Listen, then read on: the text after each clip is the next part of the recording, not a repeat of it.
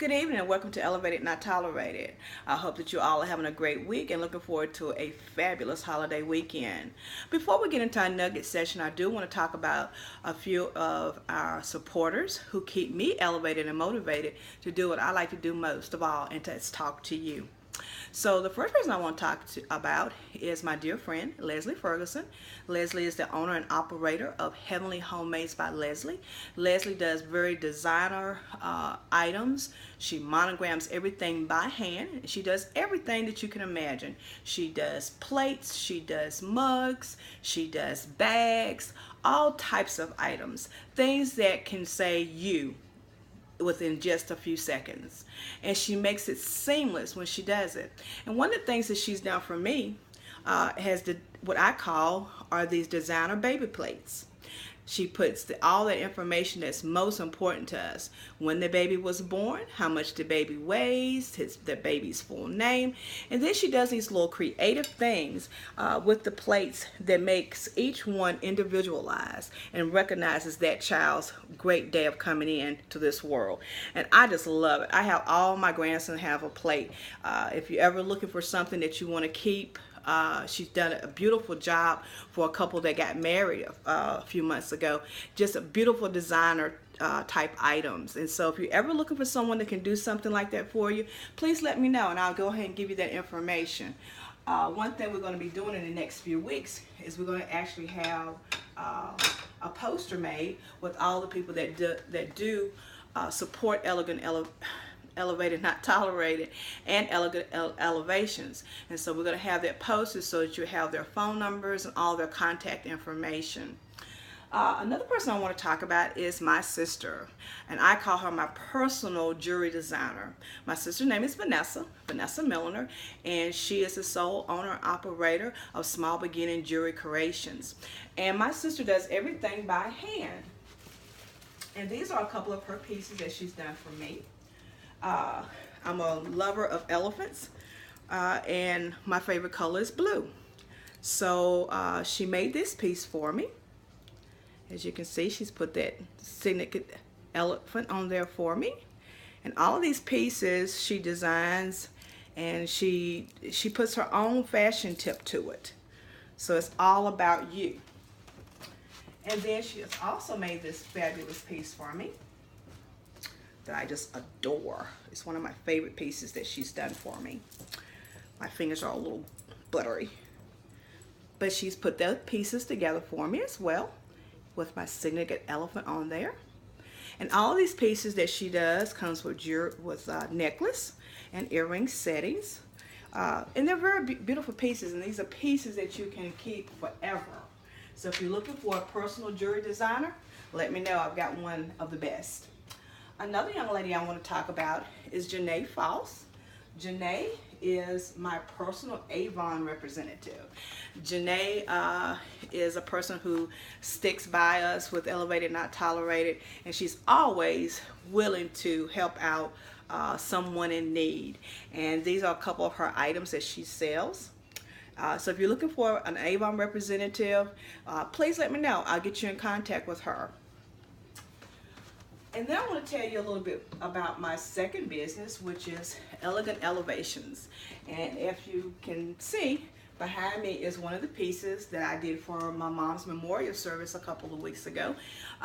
What Elegant Elevations does is we meet all your floral needs. We do large events as well as your home. Matter of fact, in the next few weeks, we're going to be helping someone do some designer pieces for their new home that they're getting ready to move into. We also do wedding bouquets. We do event planning. We do some event decorations. If you need it done, give us a call, and Elegant Elevations will either be able to do it for you or steer you in the right direction of getting it done. How about that? So one of the things I want to start off with talking about tonight is one of the pieces that I've told you about, and that's making a declaration for yourself. And so this is my declaration. I told you about it. I actually posted on my my mirror in my room, and it's there facing me as soon as I get up in the morning. And it clearly just kind of says my declaration to me. And there's three things I start with every day and I end with every day.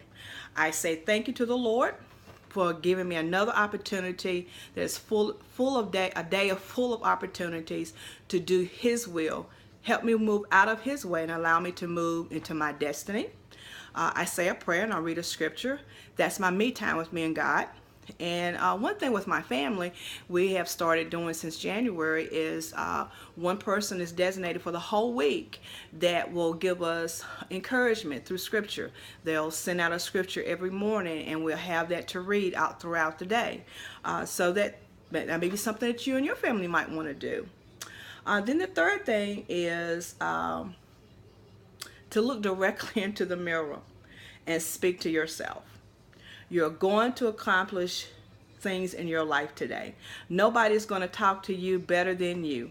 Stop allowing your fears, emotions, and attitudes to affect and effect what you really want to be. We are created to live full lives and do everything God has purposed us to do.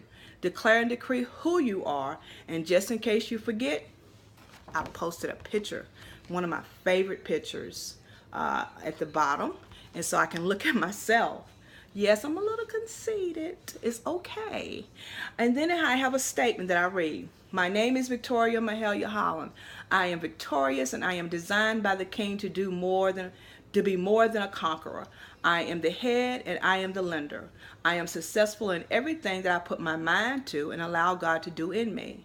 I may have my moments and have to realign myself back, but I am human and I will continue to be human, and I am not perfect. My agenda is to be everything God has purposed me to be, and I am a diva in position, going through my storm, and I am victorious. Actually, Diva in Position, Going Through the Storm is a book that I'm writing. Actually, the book is completed. I'm just getting ready to talk to some individuals about getting it published, and that will be available to you as well. So what I want to talk about tonight is a very simple topic. Small and big. Small and big. What really is the difference in those two words? Well, I guess you probably would say it's very simple, Vicki. Well, big has 3 letters, small has 5 letters. But isn't it unique that small has more letters than big? The difference between those two words is very simple. Your perception. Whatever you perceive something to be is exactly what it would be.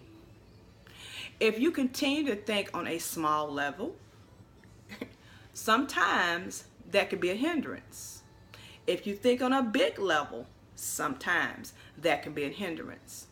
But what I want you to gather from this is this one little simple thing that I've been dealing with, I've been talking about. Every little thing that you start off with has the opportunity to grow. The Bible speaks of not despising small beginnings. It also talks about having the faith of the grain of the seed of a mustard seed. A mustard seed is no bigger than a pinhead, about the edge of my fingernail. And what happens with that is something that is so minute, if you will continue to grow. It starts off very small. It starts off like it doesn't even exist. But once you fertilize it, either naturally or mentally, it becomes greater and greater. The thing that you have to remember is it's not what it looks like at all. Think about an apple tree. It starts off with this little seed that grows into this big tree. But every apple that you cut into, it still has that tiny little seed. What does that mean, you say? No matter how large anything gets, it always has a minute beginning. It always starts off small. The reason why the seed is still in place in the apple is it is a reminder that this little thing created something large.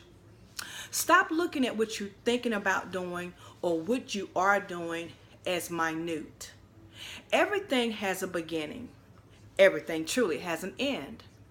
But guess what? If you always are focusing on, I can't do it, it won't work because it's small, it will not get any larger than this, it won't get any bigger than this, then you have to start changing how you think about things. All of the large companies, if you think about it, every large major company never started off big. It started off with an idea. It started off small. Wendy's started off as a small hamburger place that grew into a trillion-billion-dollar company. But what does it do? It maintains the small thought, if you will, that it's the best burger in town. Come on, let's be realistic. If we start thinking and if we start thinking about things that we have created and things that we've done, it did start off as small. It started with the minute thing called a thought. But when you started really cultivating it, when you start really watering it and giving it sunshine and giving it love and an environment and an atmosphere that is positive, it continues to grow. We all started off as a minute thought from God. How minute can you get? You were sand. But that minute thought has created a universe, a people that are in tune to doing things that create major activity. One thing that I want you to remember is this: no idea is too small. It's how you perceive it. No end result is minute. It is big.